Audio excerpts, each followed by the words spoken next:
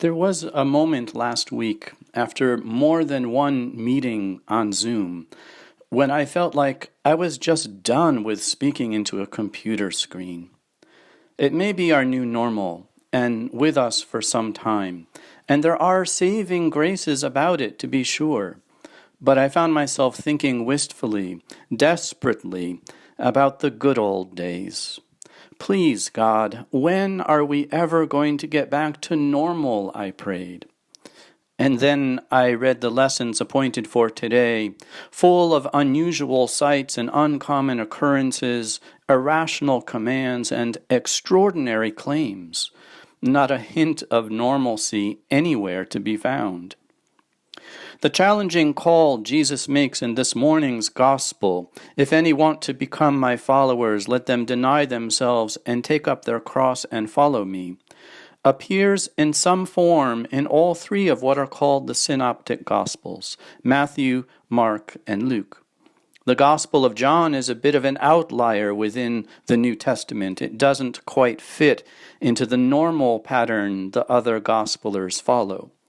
Which isn't to say that John's gospel is weird, or that there's anything normal about the other three, especially the scene from Matthew's gospel in the reading appointed for today, in which Jesus foretells of his suffering, death, and resurrection, and refers to Peter as a stumbling block. Peter, whom Jesus had called the rock upon which he would build his church, just a few short verses before, as we heard in last week's reading from the lectionary. On the way to the cross, Jesus says, "Those who lose their life for my sake will find it." There is nothing normal about that statement. Or in Paul's letter to the Romans, "Bless those who persecute you, bless and do not curse them." Well, that's simply not what ordinarily happened in Paul's time, and it still isn't in ours. Neither is our reading from Exodus this morning anything I would call normal. The inexplicable sight of a burning bush, fully ablaze yet not consumed by the flames, God's voice calling from within it, and a shepherd standing barefoot on holy ground, followed by a strange conversation between the fiery divine voice and the shepherd Moses, in which Yahweh reveals that holy name forever. "Thus you shall say to the Israelites, I am has sent me to you." Y'all, none of this is normal. And strangely, our lectionary seems to be underscoring this for us, to sit up and take notice. When we left off our reading in Exodus last Sunday, Moses was just a wee babe pulled from the river Nile. But in the reading assigned today, we find him as a grown man with a bit of a shady past. Having witnessed an Egyptian strike a fellow Hebrew man, Moses killed the Egyptian. He is a murderer and a fugitive, having fled east to Midian, where he met and married one of Jethro's 7 daughters, Zipporah, and sired a son, Gershom, and is simply going about his chores, his new normal, tending his father-in-law's sheep. Suddenly surprised by the unusual sight of a burning bush, Moses says, "I must turn aside and look at this great sight, and see why the bush is not burned up, because, well, that's not normal." I think Moses has much to teach us this morning, beginning here with how he intentionally reorients his focus away from everything that seems normal and routine and toward the extraordinary. And I find it hauntingly fitting that this image of the burning bush should show up in our readings for this day, the first Sunday in the season of creation, which is meant to honor the sacredness of God's creation and urge us to enact the gospel call to take care of our God-given earthly home. Here in 2023, when all summer long headlines have crackled with news of climate chaos, record temperatures, an ocean heat wave, a column of dense smoke from rampant wildfires in Canada looming over parts of our state and others even further south, the Greek island of Rhodes also burning, and the devastatingly tragic fire on Maui, in which so many lives were lost. According to experts, these fires present a lethal catch-22. Not only are they becoming more common, but they also make the crisis worse, their smoke and flames releasing even more greenhouse gases into the atmosphere.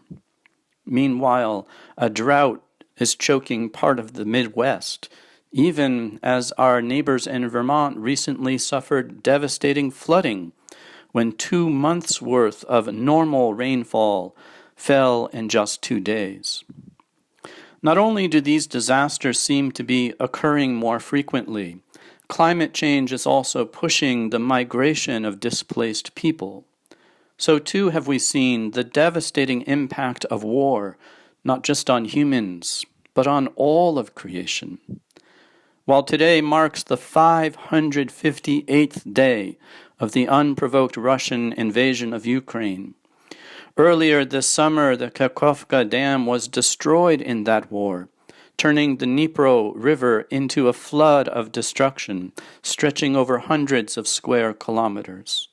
While the flooding was swift, the disaster is evolving into a slow-moving environmental catastrophe, affecting drinking water, food supplies, and inland ecosystems as well as those reaching into the Black Sea. Experts say the long-term consequences will be generational. Y'all, none of this is normal. The French philosopher and Christian mystic Simone Weil, writing over a half-century ago and having lived through civil and world war more than once in her lifetime, noted that one of the principal truths of Christianity, a truth which goes almost unrecognized, is that the looking is what saves us, and that by looking often enough we are capable of ridding the world of injustice and evil. Sin is not a distance, she pointed out. It is a turning of our gaze in the wrong direction.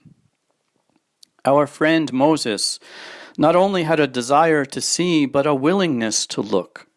Only after he goes to the trouble of turning aside and drawing closer to the burning bush does the divine voice call to him from the flames. Indeed, Rabbi Lawrence Kushner suggests that the real miracle here is not the inextinguishable burning bush, but that Moses stops what he is doing long enough to see it, and stays long enough with the unsettling image to see that the fire does not consume the bush. He pays attention, and in that attention finds God as well as his vocation, the very thing that God was calling him to do.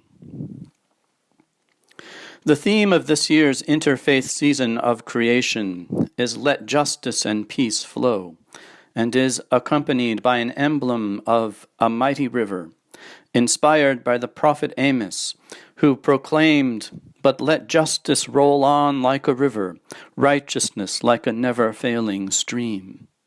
This is to remind us that we are called to join that river of justice and peace, to look and not look away.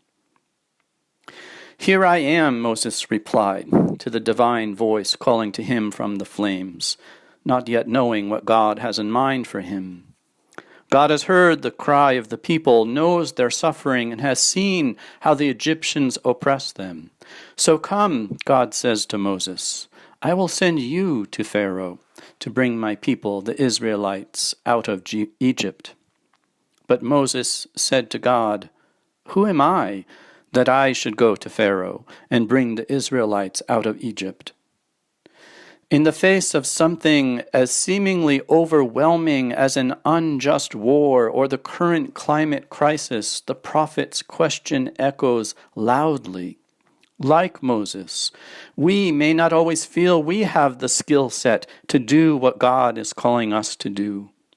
Who am I that I should direct the waters of justice and peace? Go to the powers that be and tell them to look and not look away. My actions are too small. I am just one person, and the problem is clearly far too big for me to make any difference at all. But my friends, our small actions do matter.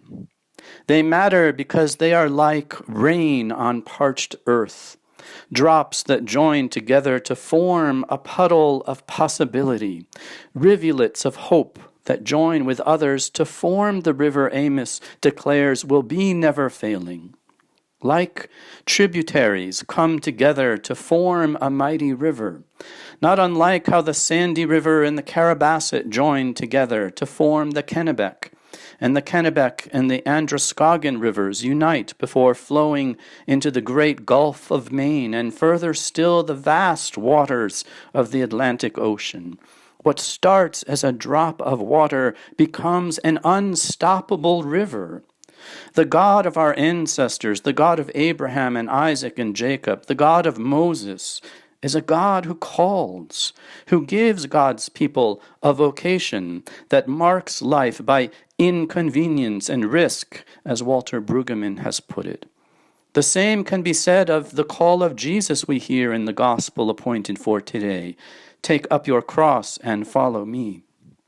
That call is not to get back to normal, but to work for change, a call away from ordinary life, away from the way things are, which is good news that calls us away from the bad news of the world, away from the dominant, dehumanizing values of commodity and consumption and brutality that are all around us.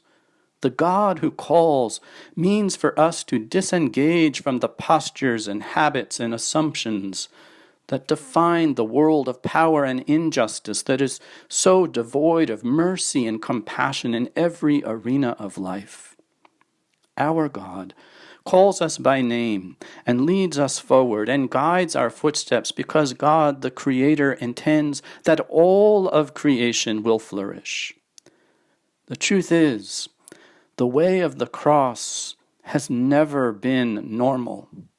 It is disruptive, it's radical, and it is world-changing. We are not called to get back to something ordinary. Rather, God continues to call God's people forward to something extraordinary.